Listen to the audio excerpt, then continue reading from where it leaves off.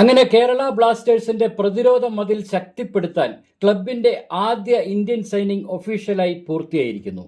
ഒഡീഷ എഫ്സിയിൽ നിന്നെത്തുന്ന ഈ പ്രതിരോധ നിര താരം ബ്ലാസ്റ്റേഴ്സിന് വേണ്ടി 5 വർഷത്തേക്കാണ് ഇപ്പോൾ കരാർ ഒപ്പുവച്ചിരിക്കുന്നത്. മുംബൈ സിറ്റിക്ക് വേണ്ടി കളിച്ചതിന് ശേഷമാണ് കഴിഞ്ഞ സീസണിൽ അമേയ് റാണാവഡെ എന്ന ഈ ഡിഫൻഡർ ഒഡീഷയിലേക്ക് ISL കളിക്കാൻ എത്തുന്നത്. 30ഓളം മത്സരങ്ങൾ കളിച്ച അമേയ് 6 അസിസ്റ്റുകളും വിലപ്പെട്ട ഒരു ഗോളും ടീമിന് വേണ്ടി നേടിയിരുന്നു. മുൻപ് ബംഗളൂരുവിനും മോഹൻ ബഗാനും വേണ്ടിയൊക്കെ ബൂട്ട് കെട്ടിയ താരമാണ് പരിചയസമ്പന്നനായ ഈ റൈറ്റ് ബാക്ക്. AIFF എലൈറ്റ് അക്കാദമിയിലൂടെ വളർന്നു വന്ന 27-കാരനായ അമേയ് വരുന്നതോടെ ബ്ലാസ്റ്റേഴ്സ് ആരാധകരുടെ നീണ്ട കാത്തിരിപ്പിന് കൂടിയാണ് ഉത്തരമാവുന്നത്. കഴിഞ്ഞ സീസണിൽ തകർന്നടിഞ്ഞ പ്രതിരോധത്തിലെ വിള്ളലുകൾ അടച്ച് ശക്തമാക്കാൻ ദുസാൻ ലെഗാറ്റോറിനൊപ്പം അമേയ് റാണാവഡെ കൂടി എത്തുമ്പോൾ പ്രതീക്ഷകൾക്ക് സാധ്യത കൂടുകയാണ്. നിലവിലെ പ്രതിരോധത്തെ ചൊല്ലി ടീമിന് പുറത്തു നടന്ന വലിയ കലഹങ്ങൾക്കൊടുവിലാണ് ഈ താരത്തിന്റെ സൈനിങ് എന്നത് ശ്രദ്ധേയമാണ്. ഇനി ഒരു വിദേശ സൈനിങ് കൂടി ഡിഫൻസ് സൈഡിൽ പ്രതീക്ഷിക്കപ്പെടുന്നുണ്ട്. ജൂൺ 12-ന്